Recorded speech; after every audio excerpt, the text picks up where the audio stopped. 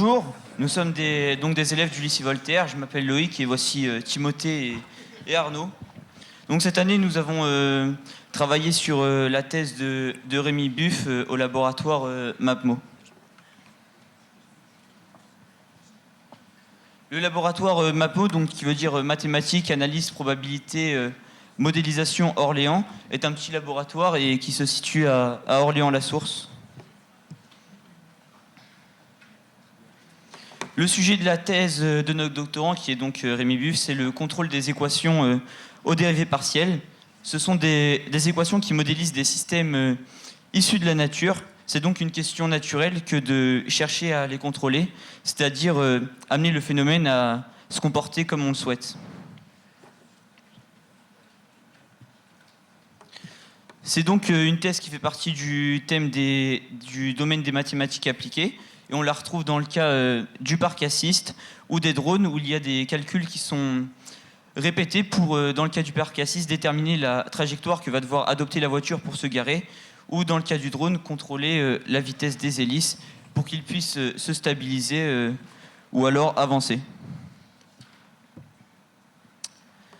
Et pour trouver ces calculs, il faut donc faire une modélisation de la situation. La modélisation, ça consiste à construire un cadre mathématique simple permettant de décrire un phénomène afin de prédire son évolution.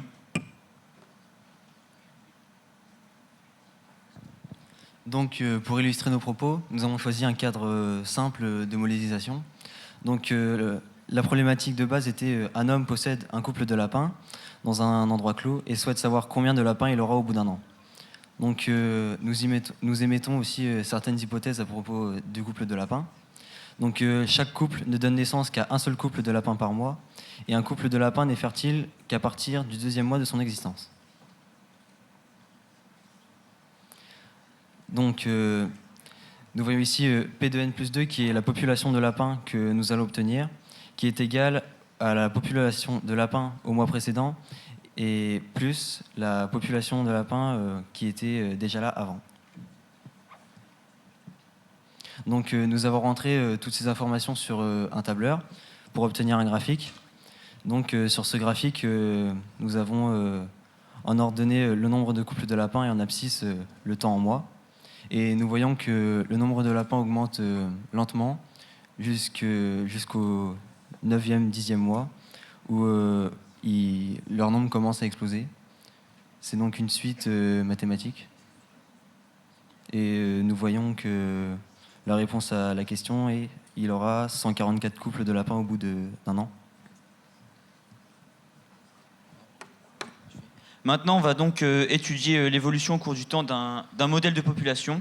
Ce modèle, c'est celui de Lehr, qui est donc un mathématicien du XVIIIe siècle. Et il émet ce modèle pour connaître l'évolution de la population à son époque et savoir ainsi les conséquences que cela aura sur l'économie, le logement ou encore la nourriture. Pour émettre ce modèle, il émet d'abord une hypothèse qui est si le nombre d'habitants d'une province s'accroît tous les ans de 1/30 et s'il y a au commencement 100 000 habitants, on veut savoir combien il y aura d'habitants au bout de 100 ans. Son modèle écrit de manière mathématique, c'est la population au temps n plus 1, elle est égale à la population au temps n par 1 plus r. R, c'est le taux d'accroissement de la population et dans notre cas, il est de 1/30. Donc après, on a représenté ce modèle graphiquement et on peut se rendre compte qu'au début, l'évolution de la population est lente, ça s'accroît lentement, mais qu'au bout d'un certain temps, elle se met à s'accroître très fortement. C'est ce qui s'appelle l'accroissement géométrique. Mais Euler, il a aussi fait son modèle pour une autre raison, et c'est prouver la véracité du déluge, dont l'existence était remise en cause à l'époque du siècle des Lumières, donc le XVIIIe siècle. Pour cela, il leur a montré son modèle, et il leur a dit qu'avec son modèle, si on le fait fonctionner, au bout de 100 ans, on trouve une population qui est d'un peu plus de 2,5 millions, en partant de 100 000 habitants au départ. Sachant que le déluge a eu lieu plus de 3000 ans avant son époque, il dit que c'est complètement possible que la population soit aussi nombreuse à cette époque. Du coup, les personnes vont le croire, mais il y a une chose qui qu'il omet de dire, c'est le fait que si on fait durer son modèle sur une durée plus longue, comme sur une durée de 400 ans, on va se retrouver avec une population, selon son modèle, 266 milliards d'habitants, ce qui est complètement impossible, et ce qui prouve que son modèle est faux sur des durées longues. Donc, tout comme l'a dit Loïc, le modèle de l'air est bon sur un temps à court terme, mais à long terme, il devient un peu moins vrai. Donc, c'est ce que Malthus a trouvé lors de ses recherches, un obstacle à l'accroissement géométrique étudié par Euler. Donc, Malthus émet l'hypothèse que si elle n'est pas freinée, la population s'accroît de manière géométrique, c'est-à-dire à la façon de l'air, tandis que la production de ressources, elle, ne s'accroît qu'en progression arithmétique. Donc le modèle de l'air, donc la suite géométrique, c'est que pour obtenir P de n plus 1, qui est noté là, on multiplie P de n par un coefficient multiplicateur, et donc on augmente comme ça.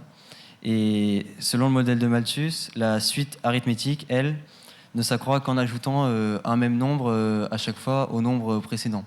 Donc on peut penser que le mieux, c'est de faire comme la suite arithmétique et de prendre un grand nombre et l'augmenter à chaque fois, plutôt que de prendre un petit nombre dans la suite de l'air et multiplier à chaque fois par ce même nombre. Mais on se rend compte que tout ça est totalement faux, parce que la suite géométrique finit toujours par dépasser la suite arithmétique, mais il faut souvent attendre un long terme, et c'est ce que nous voyons sur le graphique. Donc en noir, la suite arithmétique de Malthus, et en rouge, la suite géométrique recherchée par Euler.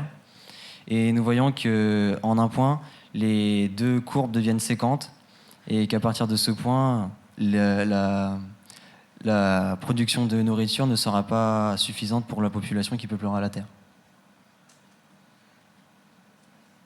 Donc Verlust, il est arrivé après Malthus et Euler. Donc, Verlust, il a émis un modèle dans lequel il va prendre en compte les remarques d'Euler et de Malthus. Avant d'énoncer le modèle, je vais vous parler de certaines choses pour calculer la vitesse. Donc on utilisera la formule V est égal à D sur T, c'est-à-dire position finale moins position initiale sur le temps final moins le temps initial. Cette formule, elle s'applique donc aussi pour la vitesse d'accroissement de la population. Donc on va noter delta P de n, la vitesse d'accroissement de la population au temps n. Donc c'est égal à la population au temps n plus 1 moins la population au temps n. Le tout sur le temps n plus 1 moins le temps n. C'est égal à la population au temps n plus 1 moins la population au temps n sur 1, ce qui est égal à la population au temps n plus 1 moins la population au temps n. Donc le modèle de Verlust, c'est donc delta P de n est égal à R fois P de n 1 moins P de n sur K. Dans le modèle de Verlust, on va retrouver le modèle de l'air dans la partie R fois P de n et le frein de Malthus dans la partie 1 moins P de n sur K. Le modèle de l'air, il est pris en compte lorsque P de n est très petit devant K. Dans ce cas alors, delta P de n est égal à R fois P de n.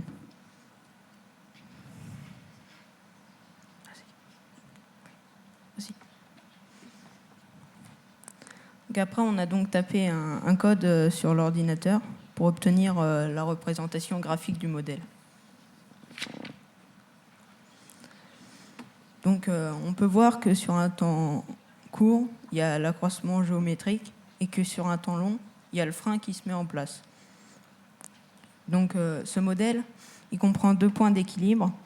Donc un équilibre, c'est lorsque la population, elle ne varie pas. Elle ne varie plus, c'est-à-dire lorsque la vitesse d'accroissement est nulle. Dans ce cas, il y a 2 points d'équilibre qui sont 0 et K. 0 qui est répulsif et K qui est attractif. Donc cette année, on a vu des modèles. L'année prochaine, on cherchera à étudier d'autres modèles et à essayer d'en faire du contrôle. Voilà. Merci de votre attention.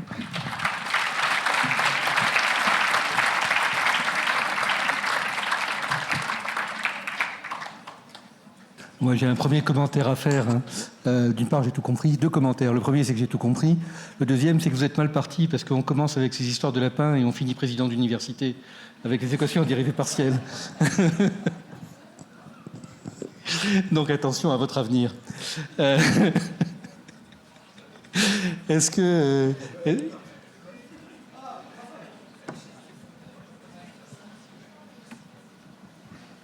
Il m'a provoqué parce qu'il voulait simplement dire que j'ai fait des maths avant, mais j'allais dire, comme tout le monde, on peut tous dire qu'on a fait des maths et du français avant. J'ai continué plus loin, mais parce que j'ai fait du contrôle DDP. Et donc ma question, c'est justement, c'est l'aspect équation aux dérivées partielles. C'est bien ça qui a été mis au titre au départ, c'est ça? Et donc, est-ce que vous pouvez m'expliquer pourquoi vous êtes parti sur la partie évolution directement et comment va venir le côté dérivé partiel? Je ne vais pas parler de contrôle. Mais, en fait, c'est parce qu'au début, on n'avait pas vraiment une idée de ce que c'était que les dérivés partiels. Donc on a commencé simplement avec la suite de Fibonacci et les lapins. Et après, petit à petit, on a introduit plus de caractères et donc de dérivés qui étaient la population au départ, le taux d'accroissement, après le frein avec l'évolution arithmétique des quantités de nourriture. Et après, l'année prochaine, on en rajoutera donc plusieurs avec le cas de la malaria et en voyant avec le nombre de moustiques infectés et le nombre d'humains qu'on doit traiter, le nombre de moustiques qu'on doit éradiquer pour éliminer cette maladie. D'autres questions? Vous avez montré là, au début, vous avez travaillé avec un tableur. Oui. C'était la première fois que vous utilisiez un tableur ou c'était quelque chose de... Non, quelquefois on l'utilise déjà au lycée ou au collège. D'accord. Donc pour vous, c'était pas un souci de mettre des formules dans un tableur et tout. C'est des choses que vous savez faire. Non, ça va. Mais par contre, Et... ce qui était intéressant, c'était le code parce que c'est la première fois qu'on voyait ça. Oui. Et on se rend compte que ça peut très vite se compliquer de rentrer des données sur un ordinateur. Et donc ça, vous avez pu commencer à jouer avec un code, appris comment ça marchait. Déjà la logique de faire un code. Oui, mais chose ça va qu'on a été guidé par oui. par Rémi. C'est bien d'avoir un enseignant, oui. Ça se découvre pas tout seul. Ok. Et donc vous continuez l'an prochain, effectivement, tous sur la malaria. Oui, c'est ça. Ok. Et les moustiques. Et alors l'hypothèse, les moustiques qui font, ça se reproduit, je crois, plus vite que les lapins, non? Oui, quand même. C'est incroyable. Puis il y en a un plus grand. Bon, merci encore. Pardon. Le doctorant, je veux rajouter un mot. Ça va, c'était bien. C'était très bien. Ouais. Tu les gardes pour l'an prochain, tu Ouais. leur donnes pas la malaria. Ah non. Ouais, on va essayer de l'éradiquer. Ok. Bon, merci encore. Hein. Oui. Ah, pardon. Ah, attendez. Vous n'êtes pas sorti d'affaire? Tu m'as fait poser une question sur les doctorants jeunes. Je vais poser une question sur les doctorants moins jeunes. Sur les EDP qu'il y a derrière. C'est-à-dire que le sujet lui-même, c'est la contrôlabilité des équations, parce que j'ai repris du Michel Le Pauvre, ou c'est le contrôle des EDP? C'est contrôle ou contrôlabilité? Non, c'est la même chose. Contrôlabilité, c'est la même chose. T'es sûr? Bah oui. Bon. Je vais avoir un commentaire de directeur de labo. Un chercheur contrôlable n'est pas un bon chercheur. Et on a beaucoup d'excellents chercheurs à l'université. Donc merci encore.